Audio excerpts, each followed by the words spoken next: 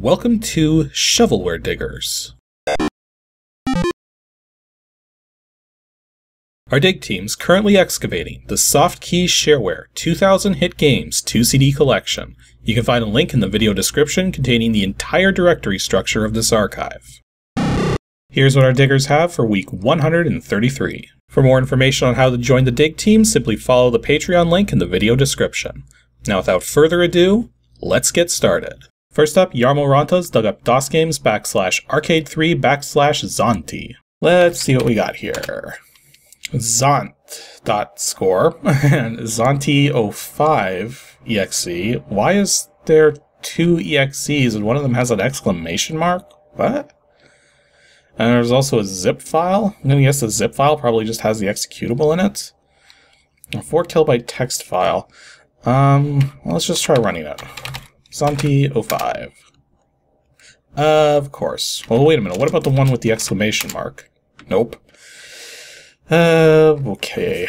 So we have yet another game that requires Windows in the DOSGAMES folder. Just a second. Okay, freaking Windows software.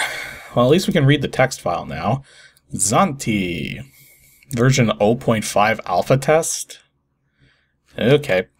Howdy, welcome to ZANTI. This is a Windows 3.x game that requires you to visualize a path and think ahead. The object of the game is to guide the ZANTI invaders along the garden path until they reach the edge of the game board. If they do, then the Earth's military will wipe them out and you win the game. Okay. The ZANTIs get out off the path because they reach the end before you can get an appropriate piece in place, or you get a wrong piece in place, or the path ends in a piece you can't change, or you run into their ship, you loose. Not lose, loose.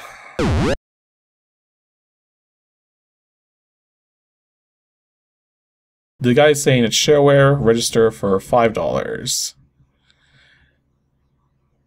Although he's saying to put a $5 bill into an envelope and send it.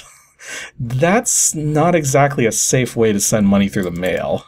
And apparently the guy calls himself Dr. Science. Okay. So, ZANTI. Renegade band of ZANTI warriors have invaded the Earth. Wait. It says here registration is $10.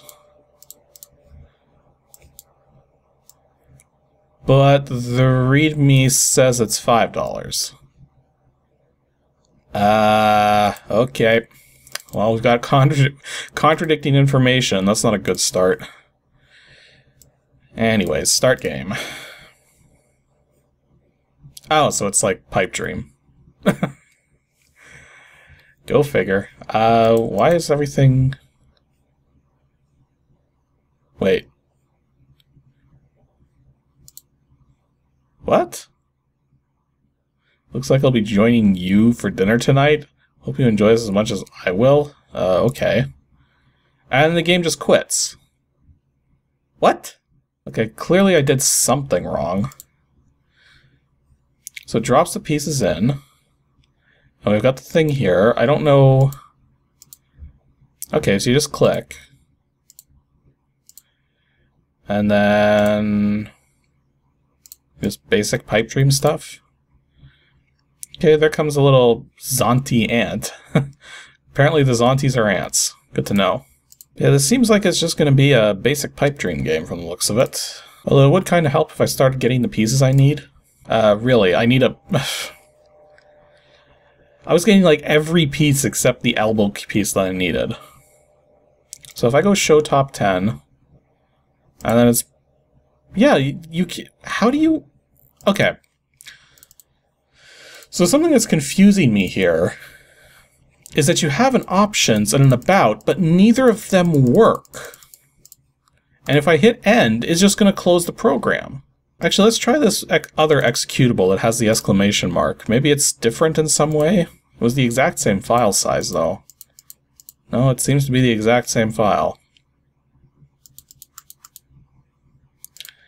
And like, I mean, there's like a hold thing. Okay, so if you hold the gameplay, then you can actually access these things. Oh, look at the difficulty levels. Okay. Right. Information. ZANTI is reminiscent of the Twilight Zone episode, The ZANTI Misfits. In this game, a ship full of Zantis from the planet ZANTI land on Earth ready to attack. So we have a game loosely based on a Twilight Zone episode that plays like Pipe Dream and has a difficulty level of, yeah. Oh boy. Okay, so let's continue trying to play this thing. Jesus, couldn't go any weirder if I tried. I wonder how you're actually supposed to, like, beat this game. Or, like, if it even is possible to beat it, if it's just, goes until you die or something. So, I mean, there isn't even an option to, like, speed it up or anything. Well, I mean, I guess I could turn the difficulty up, but I'm kind of wondering if that's going to reset everything. No? Did that even do anything?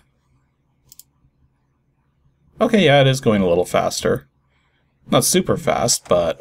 yeah, so far it's a pretty basic game. Not too much going on here.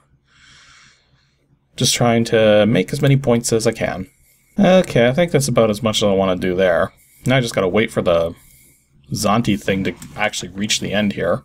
Like, I mean, I'm not complaining that it's going slow, except I have the difficulty set to maximum, and it's going slow. So... I guess the other thing, too, is that Pipe Dream had a button you could push so that you could speed things up and get things over with if you like reached an endpoint, but the ooze wasn't finished flowing.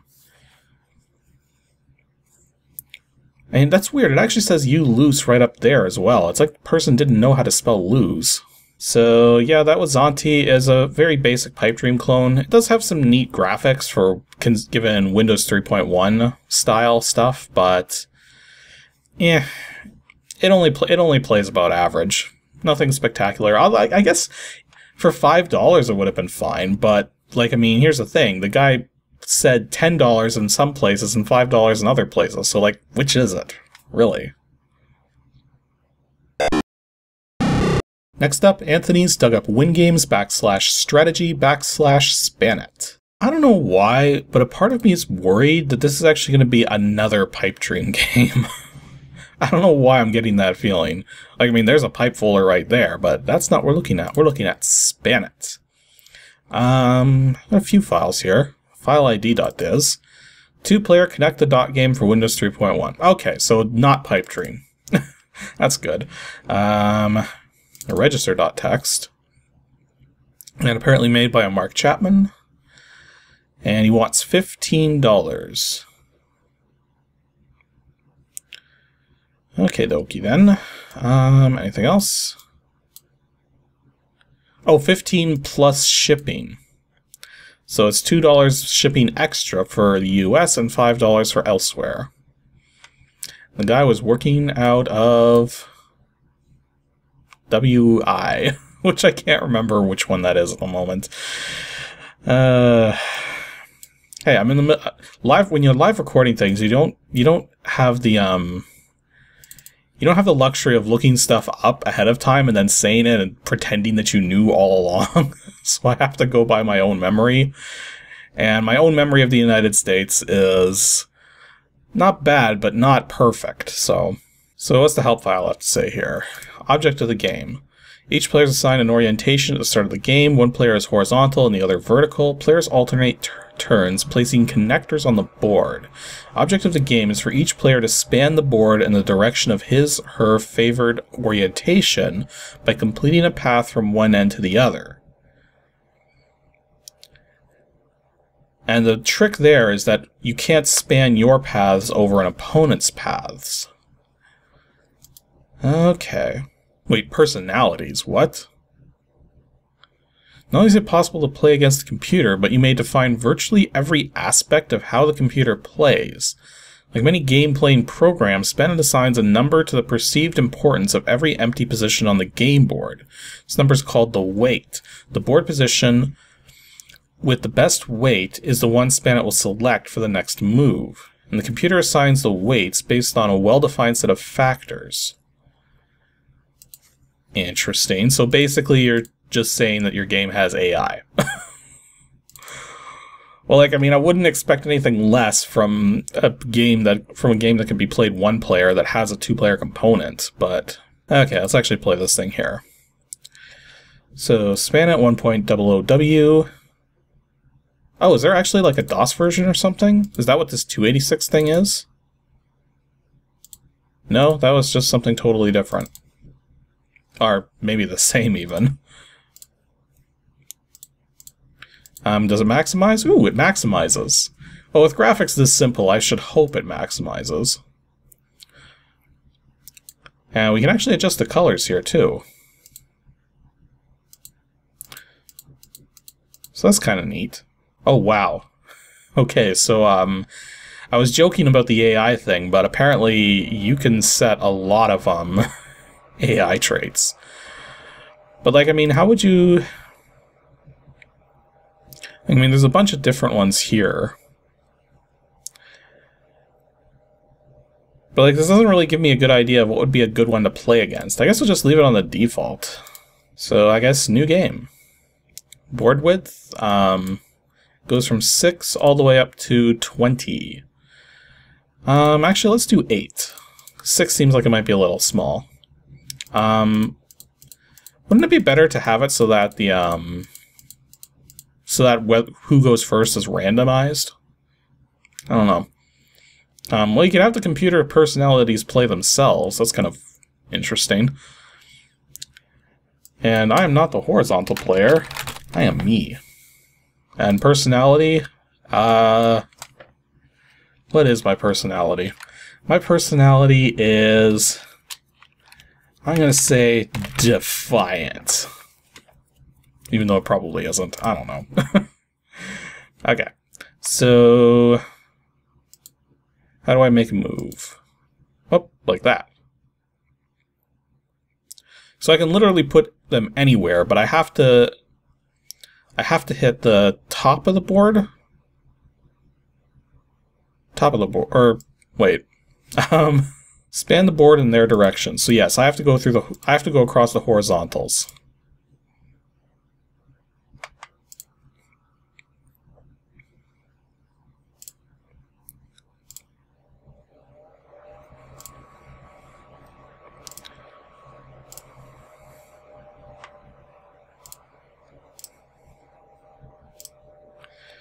So far, the AI's not playing too bad. That seemed like a dumb move right there, because, like, I mean...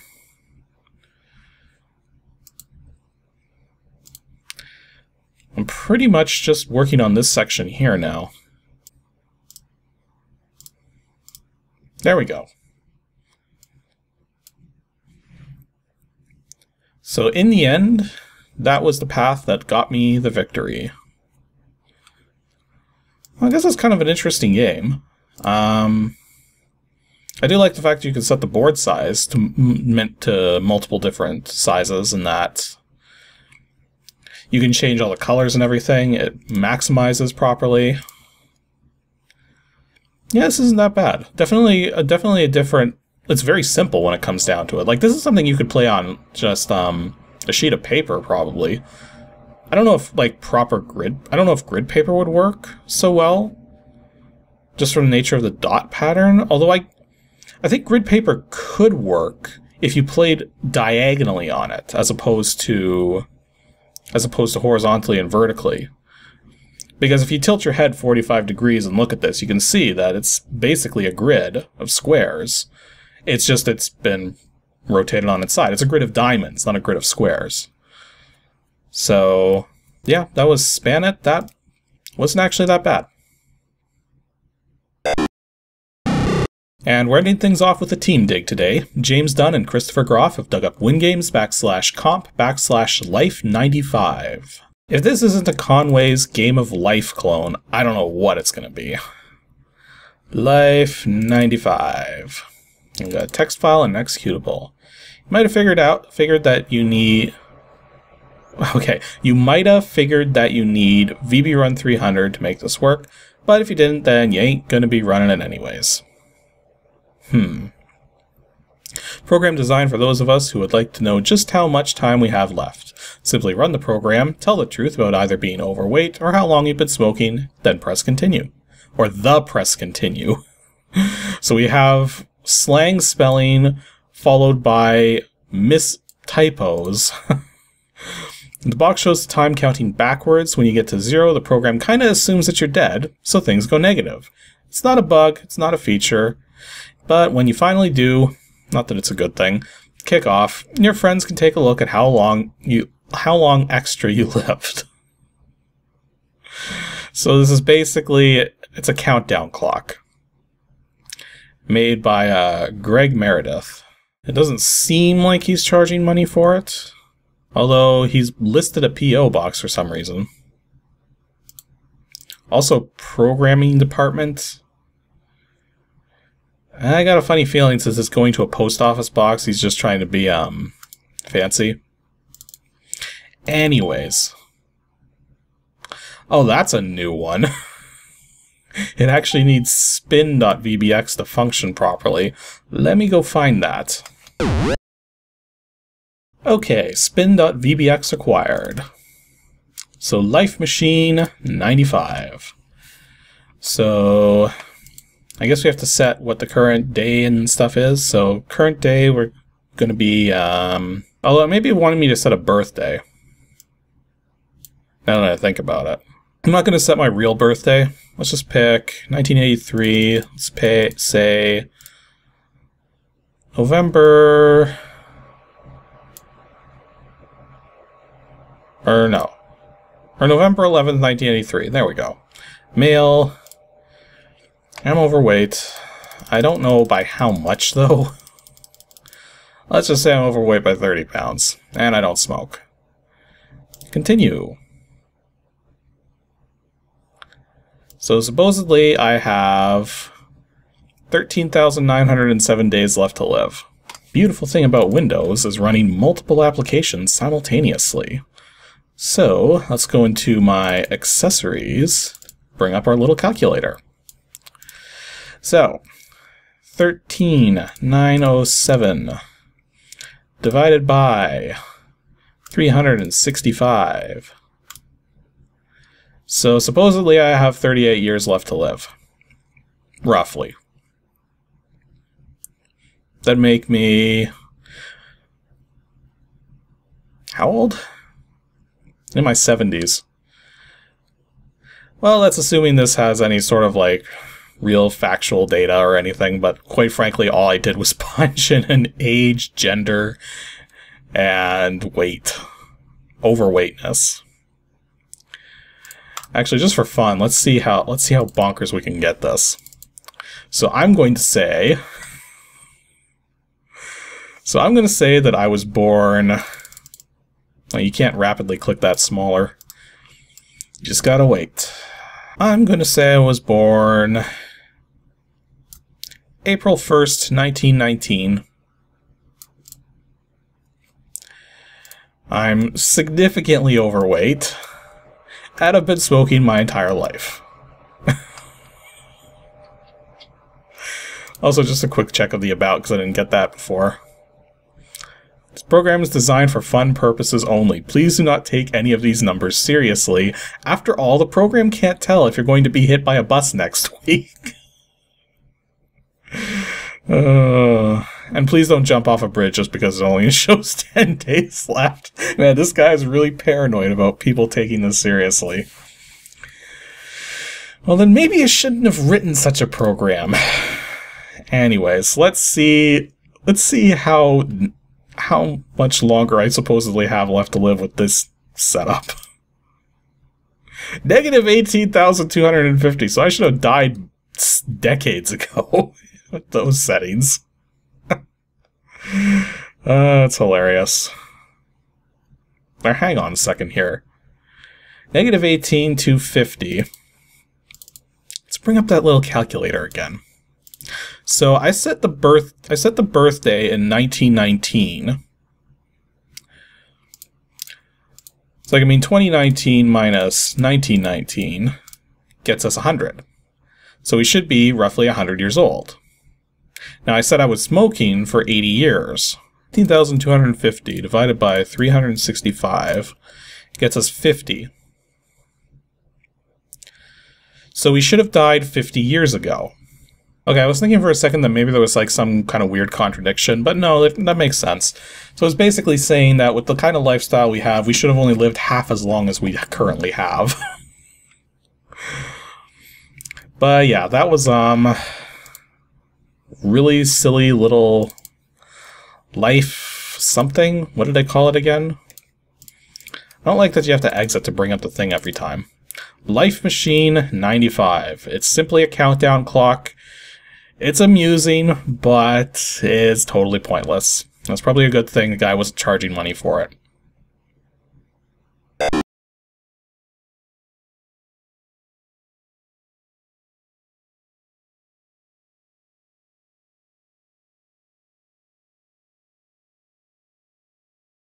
Oh yeah, WI's Wisconsin. I only just remembered that.